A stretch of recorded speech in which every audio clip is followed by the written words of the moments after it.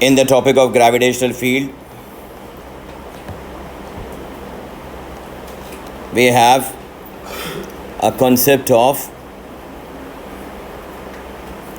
gravitational potential.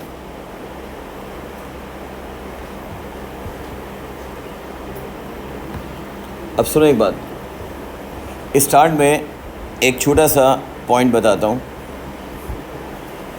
Electricity में आप एक चीज़ पोटेंशियल डिफरेंस कहते थे, और आप कहते थे potential difference is the work done per unit charge.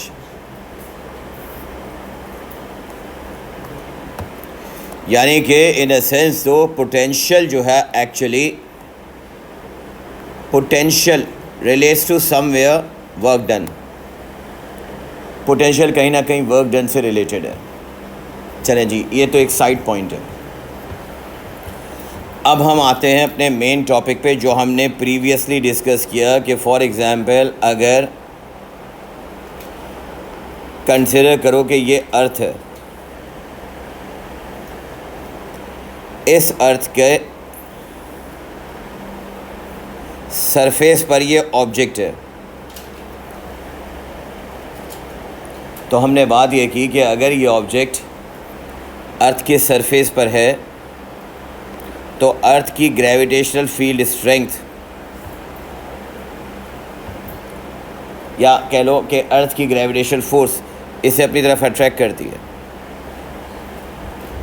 जिसकी वजह से सरफेस पर ग्रेविटेशनल फील्ड स्ट्रेंथ की वैल्यू अर्थ के लिए 9.8 होती है। अब मुझे बताओ, जब ये पॉइंट दूर जाएगा, दूर जाएगा, दूर जाएगा, दूर जाएगा, अगर ये दूर जाएगा तो इसकी ग्रेविटेशनल फील्ड स्ट्रेंथ आपने ग्राफ से भी देखा है स्टार्ट में बिल्कुल कि डिक्रीजिंग कर्व का मतलब ग्रेविटेशनल फील्ड स्ट्रेंथ वीक हो रही है। और फिर इस ऑब्जेक्ट को इतना इतना इतना दूर करो कि फॉर एग्ज़ाम्पल अगर मैं ये एक मार्क कर दूं कि सपोज़ करो कि ये अर्थ की gravitational field effective gravitational field है, तो फिर आप कहेंगे कि एक वो पॉइंट आएगा कि जो ये ऑब्जेक्ट अर्थ की ग्रेविटेशनल फील्ड से बाहर चला जाएगा और किसी और मून की या किसी और प्लैनेट की ग्रेविटेशनल फील्ड के इन्फ्लुएंस में आ जाएगा। वो पॉइंट सुनना ज़रा, वो पॉइंट कि जहाँ पर कोई ऑब्जेक्ट अर्थ की या किसी भी ऐसे प्लैनेटरी ऑब्जेक्ट की रेंज यानी ग्रेविटेशनल फील्ड स्ट्रेंथ से बाहर निकल जाए, उसको हम फिज़िक्स की टर्म्स में इन्फिनिट पॉइंट कहते हैं। ये कहलाएगा infinity. Infinite refers to the point where the gravitational field strength is approximately equals to 0. अब अगला पॉइंट सुने, अगर ये अर्थ की ग्रेविटेशनल फील्ड से बाहर निकल गया तो फिर इसको अर्थ की ग्रेविटेशनल फील्ड के अंदर लाने के लिए आपको कुछ एनर्जी सप्लाई करनी पड़ेगी। वो एनर्जी अप्रॉक्सीमेटली 0। इन्फिनिट वो पॉइंट है कि जहाँ पर ग्रेविटेशनल फील्ड स्ट्रेंथ अप्रॉक्सीमेटली 0 है। अभी पहले सुन लो, ये सारे पॉइंट्स मैं लिखवाऊंगा। अब अगर देखो ये अर्थ की ग्रेविटेशनल फील्ड के अंदर है तो इफ़ेक्टिव ग्रेविटेशनल फील्ड स्ट्रेंथ की वजह से अर्थ इसे अपनी तरफ खींचेगी। प्रैक्टिकली याद करें एक बात, छोटा सा प्रीवियस लेक्चर का, कि हम यहाँ से जब ग्रेविटेशनल फील्ड स्ट्रेंथ निकाल रहे थे तो हम कह रहे थे भाई ग्रेविटेशनल फील्ड स्ट्रेंथ अगर इस पॉइंट पर जी की वैल्यू 9.8 है, इस पॉइंट पर जी की वैल्यू कम है, इस पॉइंट पर जी की वैल्यू कम है, रिड्यूस हो रही है। अगर यहाँ जी की वैल्यू कम है तो यहाँ पर जी की वैल्यू और कम है। मगर फिर भी अगर स्टिल इस पॉइंट पर ऑब्जेक्ट को छोड़ोगे तो ये अर्थ की तरफ अट्रैक्ट होगा, अर्थ की ग्रेविटेशनल फील्ड इसे अपनी तरफ खींचेगी। मगर पॉइंट यह है कि अगर मैं इसको ग्रेविटेशनल फील्ड स्ट्रेंथ की बाहर कर दूं तो यहाँ पर इफ़ेक्टिव ग्रेविटेशनल फील्ड स्ट्रेंथ तकरीबन 0 है। तो अब इसको अर्थ की ग्रेविटेशनल फील्ड के अंदर लाने के लिए आपको एक वर्क डन करना पड़ेगा, and that work done per unit mass to move an object from infinity to the point within gravitational field is called gravitational potential. मैंने कहा था कि पोटेंशियल का ताल्लुक कुछ ना कुछ वर्क डन से होगा। अब आहिस्ता आहिस्ता आपको इसका कॉन्सेप्ट पता चलेगा। लिखना definition, gravitational potential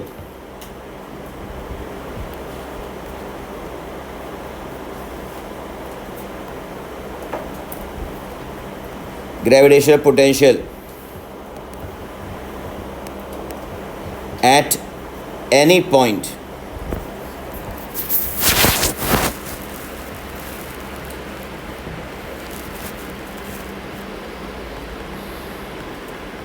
is defined as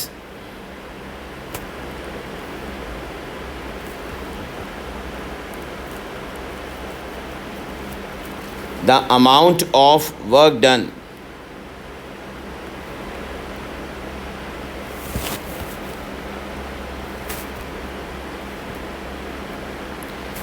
in moving a unit mass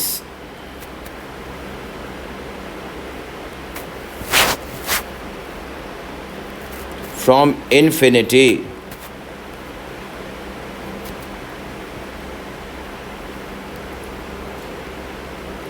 to the point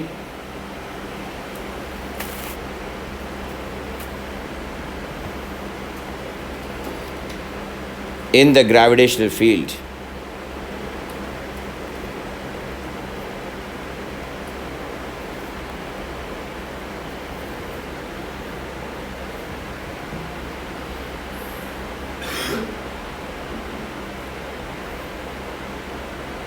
To the point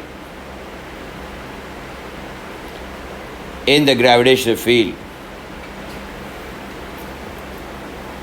अब सुनो, इसका फॉर्मूला phi equals to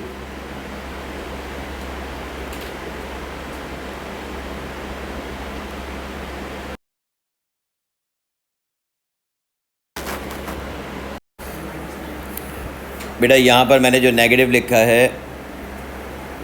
ये नेगेटिव क्या है, क्यों है, ये सब अभी बताता हूँ। अभी ज़रा देखते जाना, कैलकुलेटर हाथ में रखना। सबसे पहला पॉइंट तो symbol of gravitational potential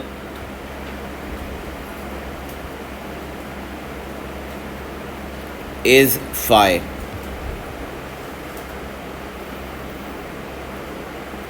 Unit of gravitational potential is joules per kg।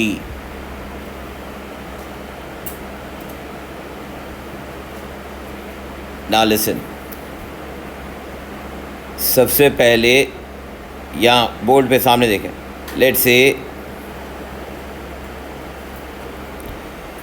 इस वक्त ये 1 kg का ऑब्जेक्ट है।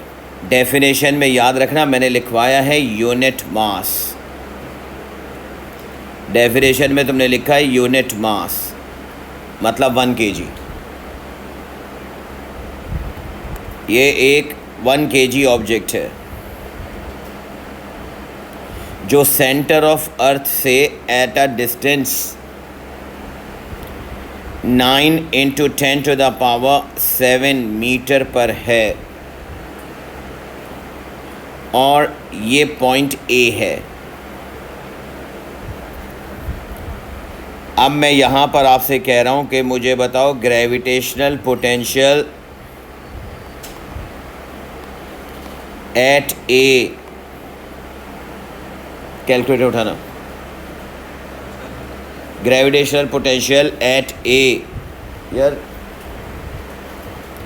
फाइव इक्वल्स टू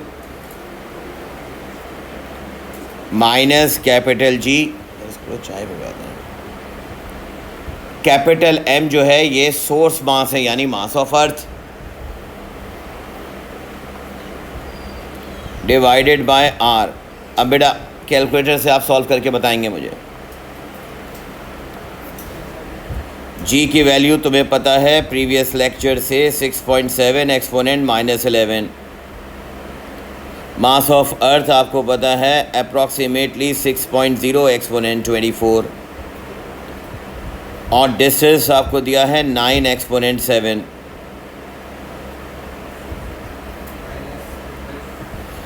जब आप ये वैल्यूज़ रखते हैं तो आप मुझसे कहेंगे आंसर आ रहा है आपका कितना,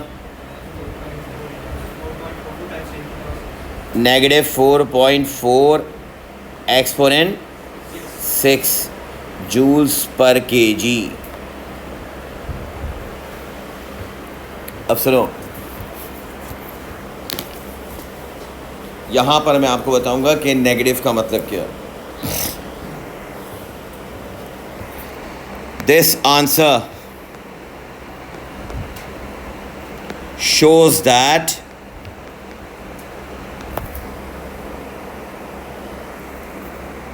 (4.4 into 10 to the power 6 joules of energy is lost. ये कहलाता है energy lost. 4.4 into 10 to the power 6 joules of energy is lost by the object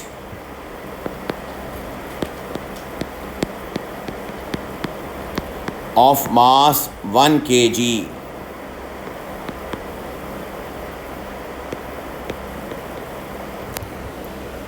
when it moves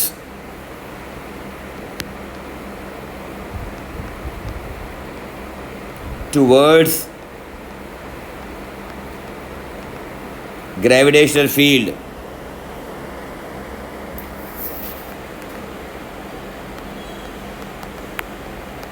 from point A.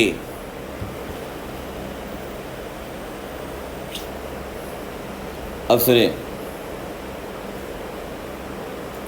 यहाँ पर एक बात समझना ज़रूरी है कि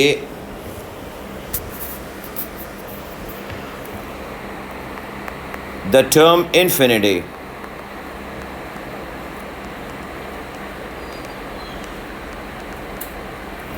term infinity refers to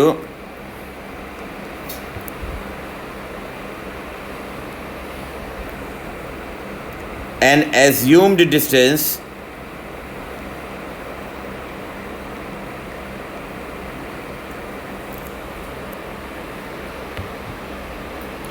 where the gravitational field strength of Earth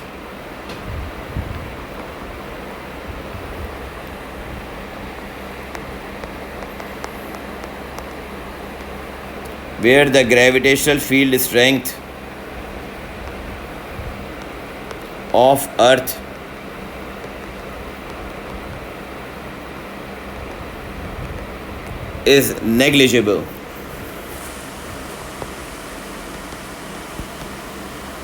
और zero.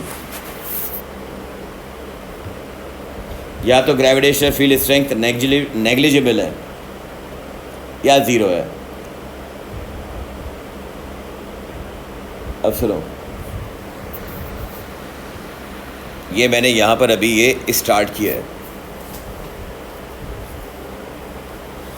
अब इसका अगला पॉइंट सुनना और बहुत ध्यान से बेटा, अटेंटिवली।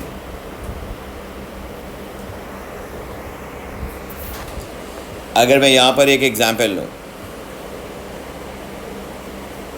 मैं आपसे कह रहा हूँ कि ये फॉर एग्जाम्पल दोबारा एक अर्थ है,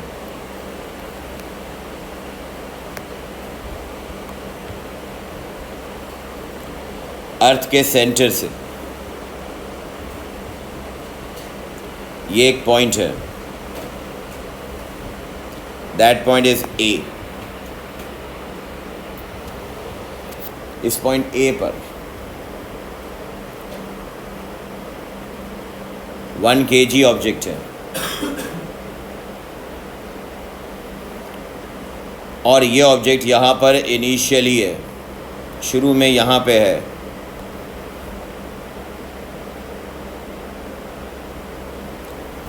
अब मैं इसको यहाँ से अर्थ की ग्रेविटेशनल फील्ड के क्लोज़र लेकर आ रहा हूँ पॉइंट बी पे। ये इसकी फाइनल पोजीशन है।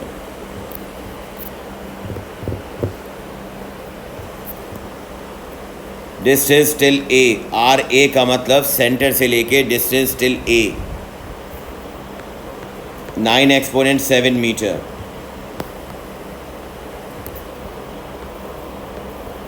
डिस्टेंस टिल बी सपोज करो 7 into -7 metre. Please listen and listen carefully. Now we are talking about change in gravitational potential that is represented by delta phi। Delta phi का मतलब होगा final minus initial, याद रखना। अब देखो एक बात, जब तुम डेल्टा फाई का फाइनल पोजीशन में फॉर्मूला रखोगे तो तुम्हारे पास है -gm/RF फाइनल पोजीशन, ये फाइनल का है। फिर माइनस फॉर्मूले का है और ये आ जाएगा -gm/RI। जब आप ये वैल्यू रखेंगे तो आप कहेंगे जो फॉर्मूला बनेगा वो बनेगा, देखो क्या, gm को अगर मैं कॉमन ले लूँ तो your formula will be -1/RF plus 1/RI। एक ये फॉर्मेट है। अब पास पेपर में कभी कभी इसी इक्वेशन को ट्रांसफॉर्म करके तुम इसी को ऐसे भी तो लिख सकते हो भाई, 1/RI minus 1/RF is the same thing. Yes और नो, वही तो चीज़ है, सिर्फ सेकंड वाली टर्म को पहले लिख लिया, बाद वाली टर्म को बाद में लिखिए अकॉर्डिंग टू योर कैलकुलेशन। करना ज़रा, कैलकुलेटर पे वैल्यू रखें, डेल्टा फाई इक्वल्स जी और मास ऑफ अर्थ तुम्हें पता है, जो एक्चुअल फार्मूला है वो है -1/RF की वैल्यू है बेटा। अब देखो कैलकुलेटर को प्रॉपर यूज़ करना न्यूमरेटर और डिनोमिनेटर की के साथ। फाइनल पोजीशन पर है 7 एक्सपोनेंट 7 और प्लस के साथ इनिशियल पोजीशन पे 9 एक्सपोनेंट 7।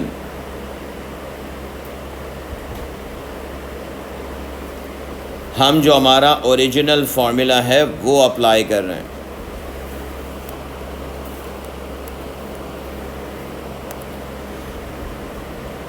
आप इस वाले को अप्लाई कर सकते हो, पहले वाले को या दूसरे वाले को, तुम्हारी मर्ज़ी है। मैं फ़र्स्ट वाले को अप्लाई कर रहा हूँ।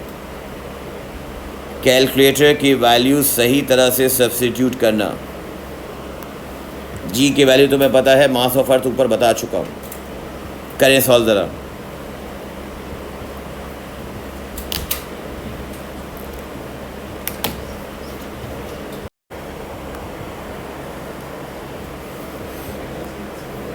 ये जो आर की पोजीशन ए थी वो इनिशियल थी 9 exponent 7।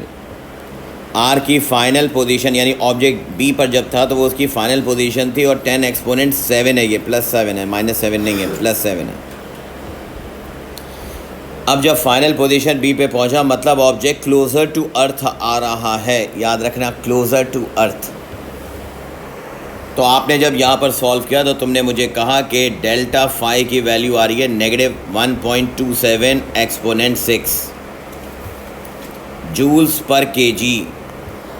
Now what does this represent? यह आपको ये बता रहा है कि एज द ऑब्जेक्ट मूव्स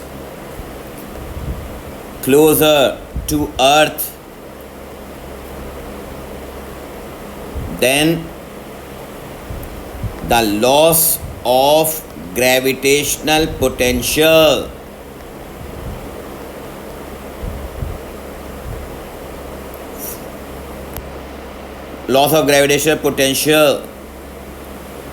पर यूनिट मास, क्योंकि 1 kg का ऑब्जेक्ट है अभी तक, per unit mass from A to B is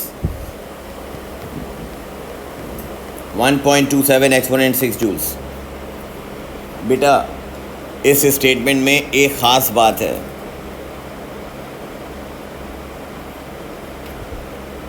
जितना ऑब्जेक्ट क्लोज़र टू अर्थ आएगा, जितना object moves closer to earth होगा, उतना loss of gravitational potential energy होगी। It means if an object moves closer to earth, then its gravitational potential decreases। इसलिए अगर मैं यहाँ पर y एक्सिस पे फाई रखूँ और जूल्स पर kg रखूँ, देखते जाएं, और x एक्सिस पे अगर मेरे पास r हो यानी डिस्टेंस, तो इसका ग्राफ कंप्लीट नेगेटिव ट्रेंड बनेगा, लाइक दिस। अब एक और बात सुनना, यहाँ पर ये जो करस्पॉन्डिंग है, ये कहलाएगा आपका, एक्चुअली अगर मैं अर्थ की बात कर रहा हूँ तो ये कहलाएगा यहाँ तक। बताना क्या है यहाँ तक? क्या है भाई? एक्सिस पे डिस्टेंस है, ये क्या है? Radius of earth. अब please listen and listen carefully. जितना ग्राफ, देखो लॉजिकल पॉइंट बताता हूँ, जितना ये ग्राफ हॉरिजॉन्टल में राइट साइड पे जाएगा, उतना ये नेगेटिव में ऊपर की तरफ आएगा।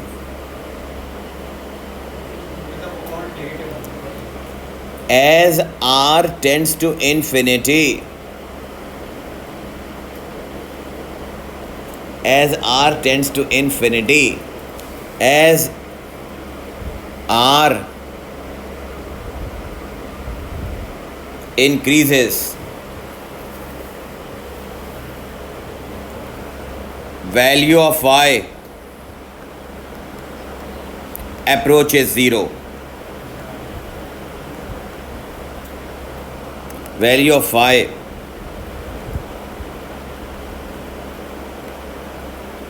ये लिखा है मैंने, अप्रोचेस 0। इसका मतलब, अभी मैंने एक बात की, मैंने इस एग्जाम्पल में, समझना ज़रा, मैंने इस एग्जाम्पल में ऑब्जेक्ट को ए पे रखा था और बी पे मूव किया था, यानी क्लोज़र टू अर्थ, है ना।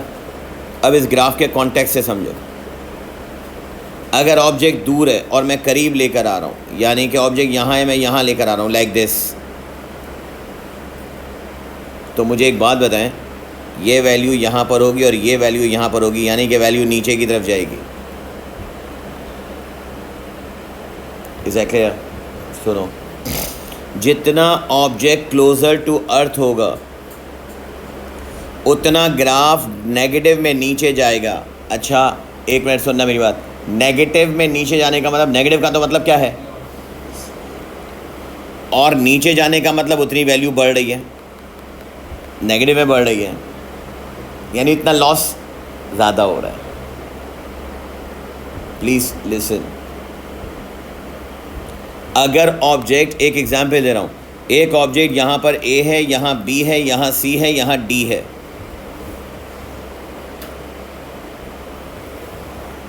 अब मैं तुमसे कहूँ a to B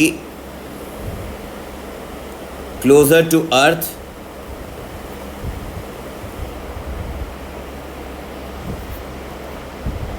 A to b, sentence मेरा समझने की कोशिश करना यार। A to b closer to earth है, gravitational potential is lost energy या वर्क डन, ये लॉस्ट वर्क डन है। अच्छा, अब अगर मैं कहूँ ये ए टू डी है, ए टू बी नहीं, ए टू डी करता, तो फिर आप कहते हैं more closer to earth.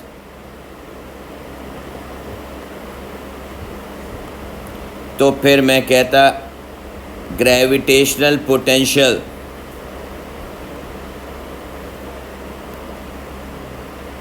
will have greater lost,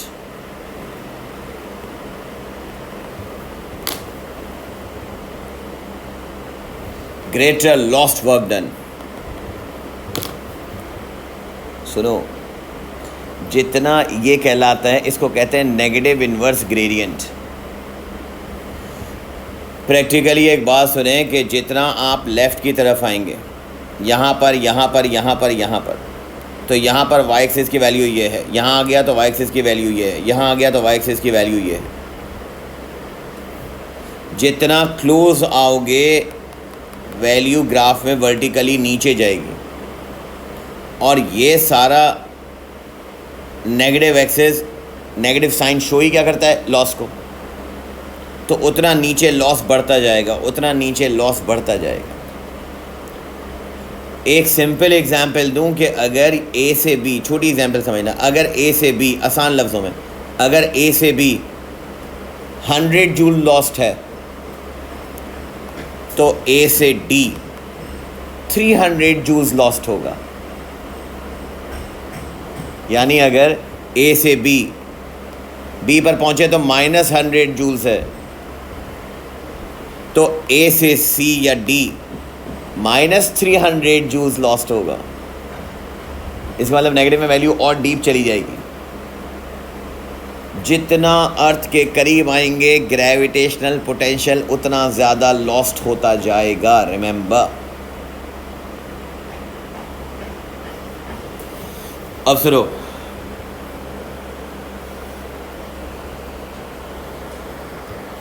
वो आपसे ये पूछेगा कि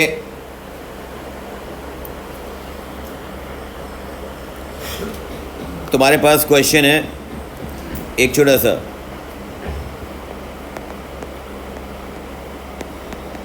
व्हाट इज द सिग्निफिकेंस, लिखना ज़रा, what is the significance of negative sign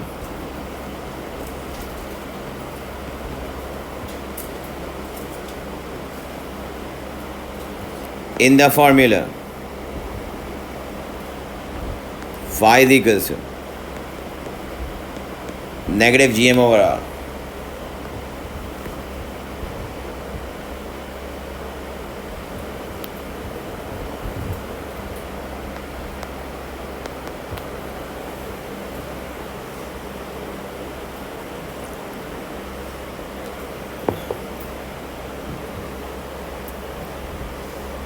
अब आप कहते हैं कि डेफिनेशन है ग्रेविटेशनल पोटेंशियल की, कि gravitational potential is the work done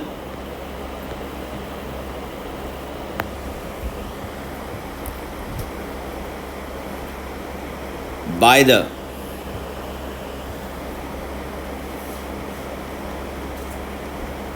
gravitational field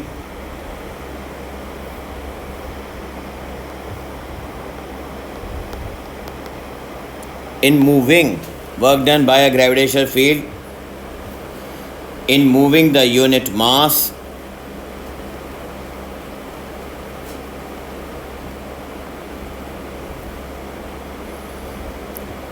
towards the source mass.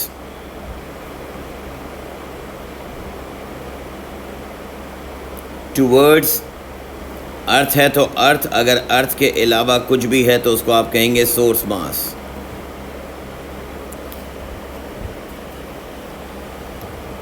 अब देखो, since the gravitational field is of attractive nature, gravitational field हमेशा अट्रैक्टिव नेचर की है। ग्रेविटेशनल फील्ड के एरोज हमेशा टूवर्ड्स द सेंटर होते हैं, इनवर्ड होते हैं। Since gravitational field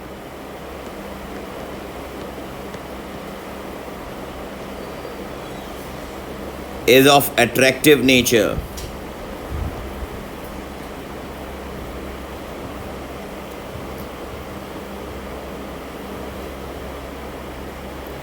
so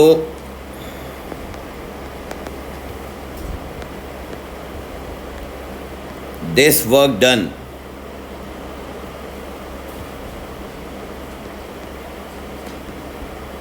by the field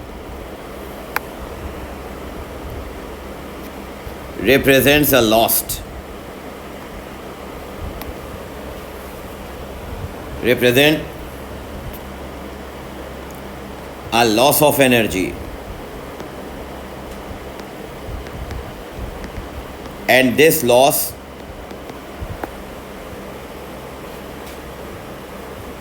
is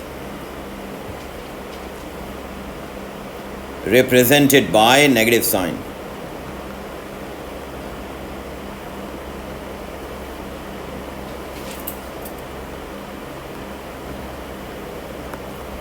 This loss is represented by negative sign. ये आपके पास 2 मार्क्स का आता है। Gravitational potential work done by the field है। Work done by the field का मतलब फील्ड जो ऑब्जेक्ट पर लगा रही है, तो उसकी वजह से ऑब्जेक्ट, जो भी ऑब्जेक्ट है वो अपनी एनर्जी लूज़ करता है। ये बात याद रखें, कोई भी ऑब्जेक्ट जब टूवर्ड्स द अर्थ आएगा तो work done by the field represent loss, work done by the field represent loss, work done by the field represent loss, and this loss is represented by negative sign in the formula.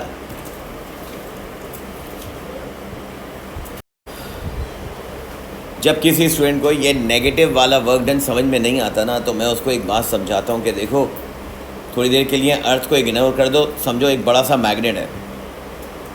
अब मुझे बताओ, कोई iron का piece magnet के जितना करीब आएगा, जितना करीब आएगा, जितना करीब आएगा, वो स्लो होगा या स्पीड अप होगा? स्पीड बढ़ेगी ना, उसकी फोर्स ऑफ अट्रैक्शन बढ़ेगी।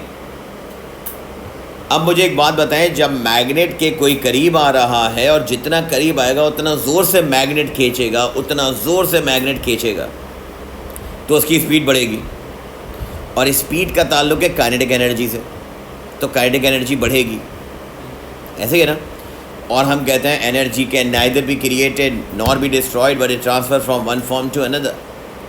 तो फिर अगर आप कह रहे हैं कि ऑब्जेक्ट करीब आ रहा है, मैग्नेट को हटा दो, अब अर्थ ले आओ, earth is also like a magnet. तो सुने, जब ऑब्जेक्ट कोई अर्थ के करीब आएगा तो अर्थ की ग्रेविटेशनल फील्ड उसको जब खींचेगी, तो जो ऑब्जेक्ट, आगे चल के मैं इसकी कैलकुलेशन भी करवाऊंगा, जो ऑब्जेक्ट अर्थ के जितना करीब आएगा वो उतनी स्पीड बढ़ेगी, जितना करीब आएगा उसकी स्पीड बढ़ती जाएगी। तो अगर स्पीड बढ़ रही है तो अर्थ के करीब आने से काइनेटिक एनर्जी भी बढ़ रही है, क्योंकि स्पीड का काइनेटिक एनर्जी से ताल्लुक है। और बेटा, अगर काइनेटिक एनर्जी बढ़ रही है तो इसका मतलब ग्रेविटेशनल पोटेंशियल एनर्जी कम हो रही है। अगर किसी को आगे मैं तुम्हें ग्रेविटेशनल पोटेंशियल एनर्जी ही समझाने वाला हूँ, मगर उससे पहले मुझे एक बात बताओ, अगर ऑब्जेक्ट यहाँ पर मौजूद है, अगर ऑब्जेक्ट अर्थ के सेंटर से यहाँ मौजूद है पॉइंट ए पे, और अगर ऑब्जेक्ट यहाँ मौजूद है पॉइंट बी पे, तो किस जगह अर्थ के सेंटर से हाइट ज़्यादा होगी? ए पे ना। और ग्रेविटेशनल पोटेंशियल एनर्जी का फॉर्मूला ओ लेवल में क्या था? तो कहाँ पर ग्रेविटेशनल पोटेंशियल एनर्जी ज़्यादा होगी? ए पे। और बी पे क्या हो जाएगी? कम हो जाएगी। इसका मतलब तुम खुद ही तो कह रहे हो कि अगर करीब आ रहा है तो ग्रेविटेशनल पोटेंशियल एनर्जी कम हो रही है। सिर्फ फ़र्क ये है कि अब A2 में उस कम होने को मैं नेगेटिव से शो कर रहा हूँ। This is the point.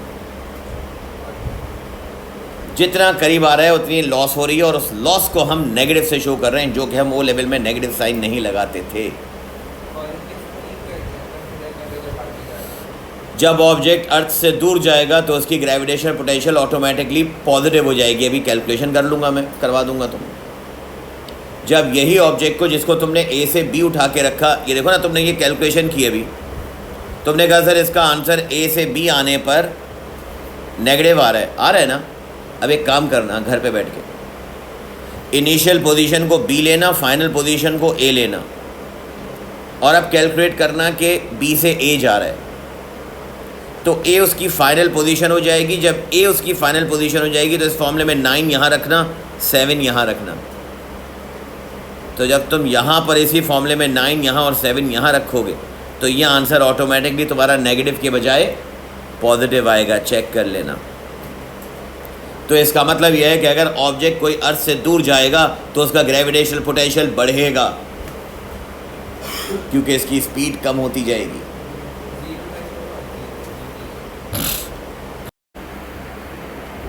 Now we have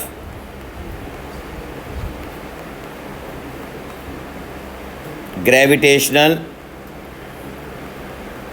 potential energy। अब सुनो, अभी तुमने ग्रेविटेशनल पोटेंशियल पढ़ा, अब मैं तुम्हें ग्रेविटेशनल पोटेंशियल एनर्जी समझा रहा हूँ। अब सुने, सामने देखना एक मिनट के लिए, इसमें difference. Its symbol is U। Gravitational potential energy का सिंबल आज के बाद U होगा, याद रखना। ग्रेविटेशनल पोटेंशियल एनर्जी का सिंबल U है। Its unit is joules.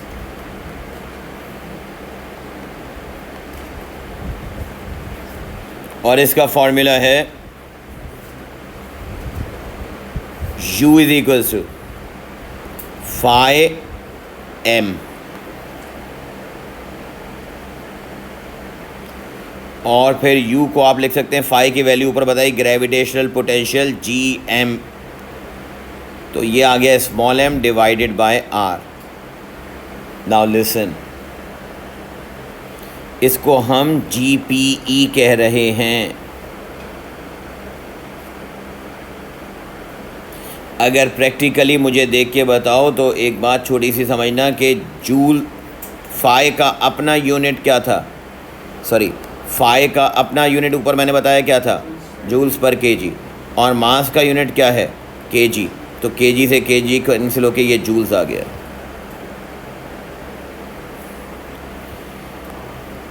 Gravitational potential energy का फॉर्मूला ये है। जब मैं ये फॉर्मूला लिखता हूँ ना, सुने गौर से,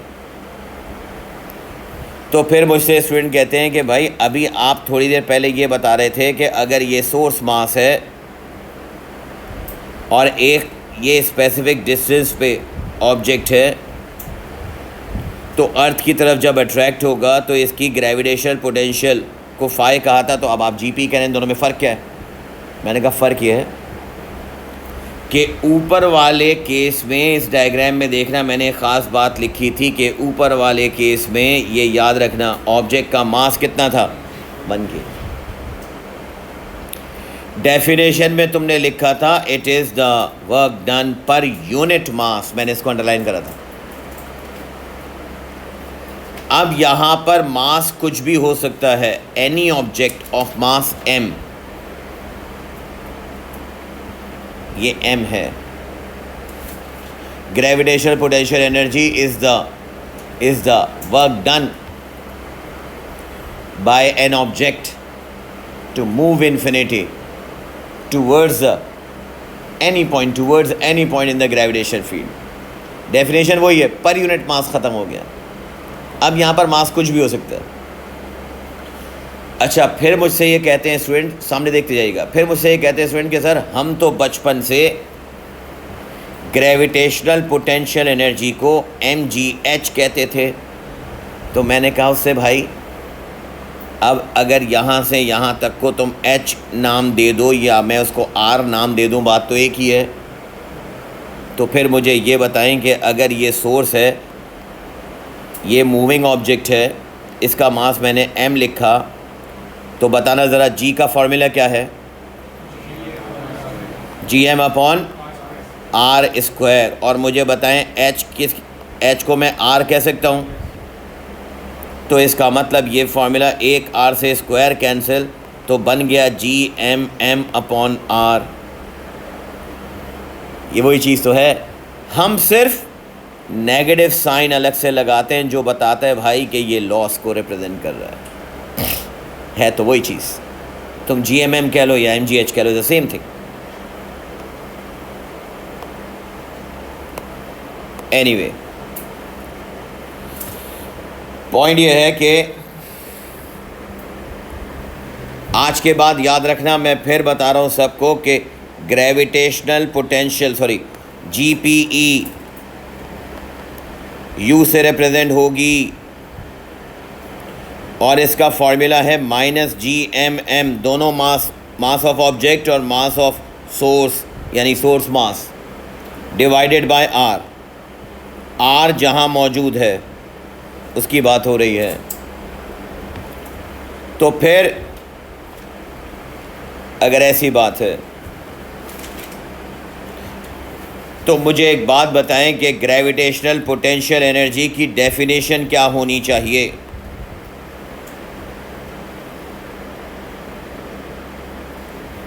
ए लेवल फिजिक्स में ग्रेविटेशनल पोटेंशियल एनर्जी की definition. Now tell me one thing, कि जब मैं ग्रेविटेशनल पोटेंशियल की डेफिनेशन लिखूंगा तो ग्रेविटेशनल पोटेंशियल से फ़र्क जो होगा वो सिर्फ पर यूनिट मास का होगा। यहाँ पर यूनिट मास नहीं है, लिखिएगा ज़रा, write down.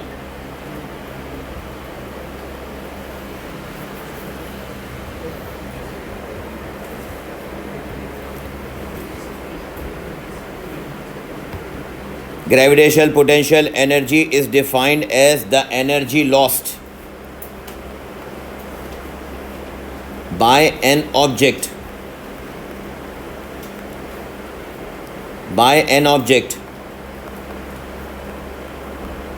of mass m, पर यूनिट मास नहीं लिख रहा, by an object of mass m, small m,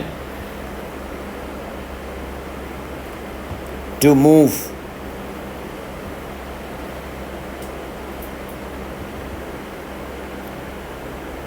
from one point to another। अब इन्फिनिटी भी ख़त्म,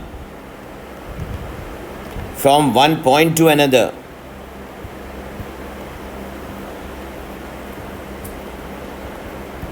within the gravitational field।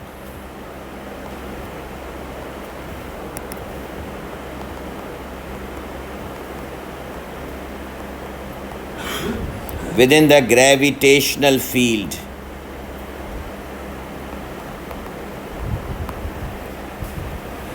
अब इन्फिनिटी ज़रूरी नहीं है, अब इन्फिनिटी का कॉन्सेप्ट भी ख़त्म। अब ग्रेविटेशनल फील्ड के अंदर ही एक ऑब्जेक्ट को एक पॉइंट से दूसरे पॉइंट पे ले आओ। सुनो, तो फिर इसी तरह से एक और बात बता दो छोटी सी, कि भाई एक बात बताएं मुझे कि अगर मैं चेंज इन GPE की बात करूं तो तुम कहोगे चेंज इन GPE को मुझे रिप्रेजेंट करना चाहिए डेल्टा U से। और बेटा अगर मैं चेंज इन GPE को डेल्टा U से रिप्रेजेंट कर रहा हूं तो इसका मतलब final gravitational potential energy initial. अब सुनना, फाइनल के लिए आप कहेंगे phi f m minus phi i m, yes और नो? मास तो कॉमन है। फाई एफ एम का मतलब G m m upon r f negative का, क्योंकि पोटेंशियल तो नेगेटिव है। बीच में फॉर्मूले का माइनस और इनिशियल के लिए minus G m upon r initial into m, ऐसे ही ना भाई। तो अल्टीमेटली अब देखो सिर्फ डिफरेंस ये हो गया, delta U is equals to G m m common negative 1 upon r f plus 1 upon r i. बेटा एक बात देखो, ग्रेविटेशनल पोटेंशियल एनर्जी के चेंज के फॉर्मूले में, खैर ये आप जब एक साथ सारे नोट्स लिखेंगे अपने पास तो आपको खुद ही समझ में आ जाएगा जो मैं कह रहा हूँ। ग्रेविटेशनल पोटेंशियल एनर्जी के चेंज के फॉर्मूले में और ग्रेविटेशनल पोटेंशियल के चेंज के फॉर्मूले में एक ही बात है, सिर्फ मास ऑफ ऑब्जेक्ट इंक्लूड हो गया। Gravitational potential is for 1 kg mass, gravitational potential energy is general for any mass, for any mass, for any mass. तो फिर टेल मी वन थिंग, अब इसकी बेस पे मैं एक क्वेश्चन बनाता हूं और वो क्वेश्चन मुझे ये कहता है फॉर एग्जाम्पल कि ये अर्थ है, सुनिएगा गौर से, इस अर्थ से, बेटा बात नहीं सामने देखो, इस अर्थ से पॉइंट ए पर एक ऑब्जेक्ट है, write down question, an object of mass 30 kg is moved from A to B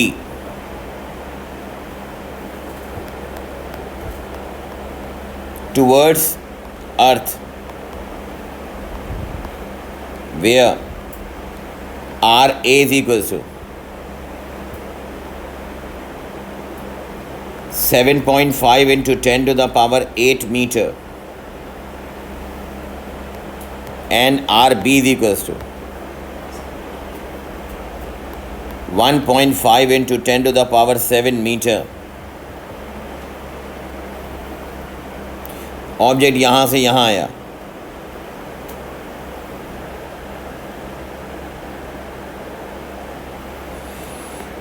calculate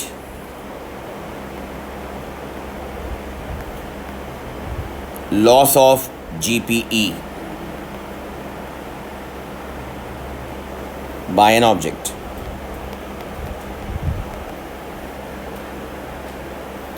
ये यहाँ पर शुरू में रेस्ट पे है,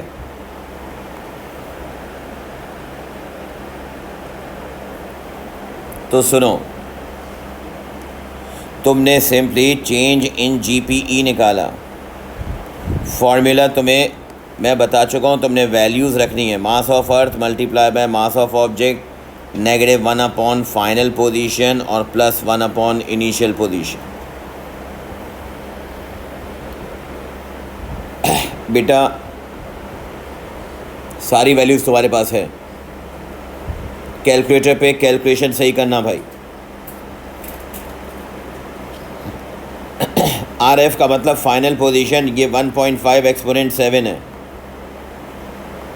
आर आई का मतलब 7.5 एक्सपोनेंट 8 है। एम का मतलब 30 kg है। मास ऑफ अर्थ 6 एक्सपोनेंट 24 है। जी की वैल्यू 6.67 एक्सपोनेंट नेगेटिव 11 है। बताएगा मुझे कोई आंसर?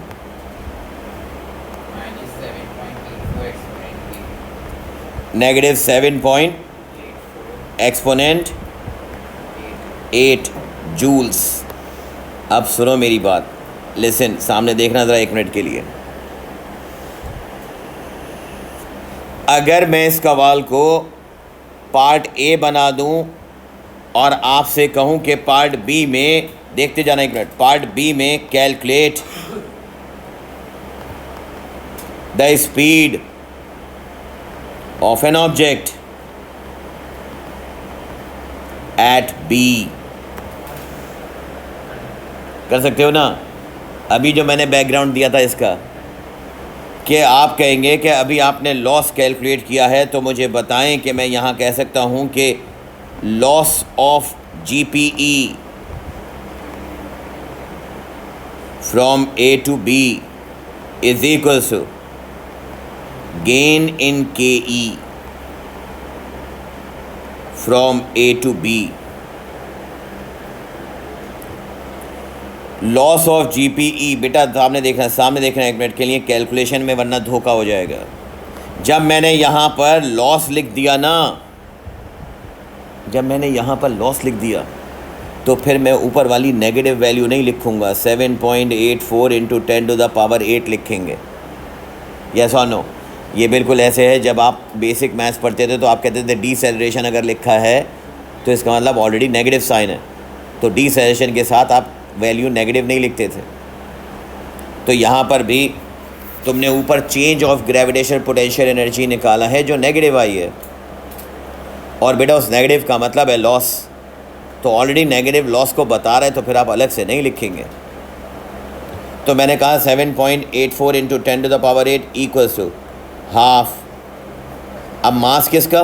जो मूव हो रहा है ऑब्जेक्ट, यानी 30 kg वाला, और चेंज इन काइनेटिक एनर्जी का मतलब v² माइनस u², ऐसे लिखना चाहिए। या आप मुझे ऐसे भी लिख सकते हो कि half mv² minus half mu², मगर इस सवाल में ऑब्जेक्ट शुरू में रेस्ट पे था, इसीलिए मैंने लिखा था। यहाँ पर ये रेस्ट पर है, रेस्ट पर होने का मतलब इसकी इनिशियल स्पीड 0 है। तो मुझे बताएं, ये फैक्टर तो 0 हो गया क्योंकि इनिशियली रेस्ट पे था।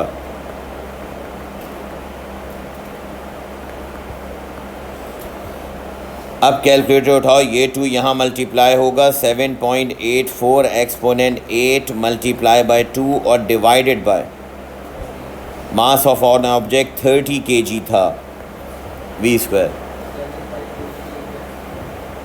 स्क्वायर रूट कर लेना आखिर में, v is equals to 7.2 exponent 3 metre per second, यानी कि ये आपने स्पीड कैलकुलेट कर ली, approximately 7200 metre per second speed increase होते होते हो गई होगी इस ऑब्जेक्ट की। सुनो, हम आखिर में इस केस का उल्टा करेंगे तो चैप्टर कंप्लीट हो जाएगा। इसको कहते हैं एस्केप वेलोसिटी। इसका उल्टा करो, सोचो। मैं तुमसे ये कह रहा हूँ कि अगर आप किसी ऑब्जेक्ट को सरफेस ऑफ अर्थ की तरफ लेकर आ रहे हैं तो उसकी GPE कम हो रही है और काइनेटिक एनर्जी बढ़ रही है। इसका उल्टा करो, अगर मैं अर्थ से किसी सैटेलाइट को फायर करूँ तो जिस वक्त वो दूर जाएगी, जितना दूर जाएगी उसकी ग्रेविटेशनल पोटेंशियल एनर्जी बढ़ेगी और उसकी काइनेटिक एनर्जी कम होगी। यस और नो? अगर काइनेटिक एनर्जी कम होगी तो इसका मतलब डेफिनेटली उसकी स्पीड भी कम होगी। यस और नो? तो आप किसी सैटेलाइट को इतनी इनिशियल स्पीड दें, जुमला सुनना मेरा, किसी भी सैटेलाइट की वो इनिशियल स्पीड जिससे फाइनल स्पीड 0 हो जाए, 0 का मतलब बाहर निकल जाए, उसको आप कहते हैं escape velocity. Escape velocity initial launching speed है, और इनिशियल लॉन्चिंग स्पीड में वो उसकी फाइनल स्पीड 0 हो जाएगी। 0 कब हो जाएगी? जब ग्रेविटेशनल पोटेंशियल एनर्जी मैक्सिमम हो जाएगी, यानी इन्फिनिट। सुनो एक बात, energy can neither be created nor be destroyed but it transfer from one form to another। यहाँ तक अभी पढ़ें, अगला कॉन्सेप्ट इसके बाद आएगा, मगर ये बात याद रखना कि ये जो तुमने सेकंड पार्ट सॉल्व किया है, इसके बिहाइंड तुम्हारा एक बहुत स्ट्रॉन्ग कॉन्सेप्ट यहाँ पर है जो तुमने रिकॉल किया है। एक्चुअली पहले से पता था सबको, रिकॉल किया है कि delta GPE is equals to delta KE. Change in gravitational potential energy equals to change in kinetic energy.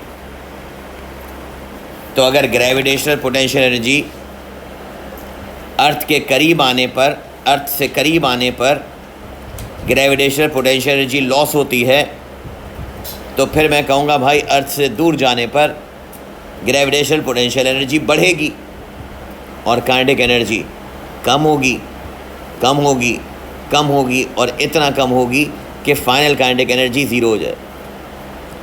और आप कहेंगे जब sir final kinetic energy zero हो गई तो इसका मतलब final gravitational potential energy increase होते होते होते मैक्सिमम यानी इन्फिनिट हो जाएगी।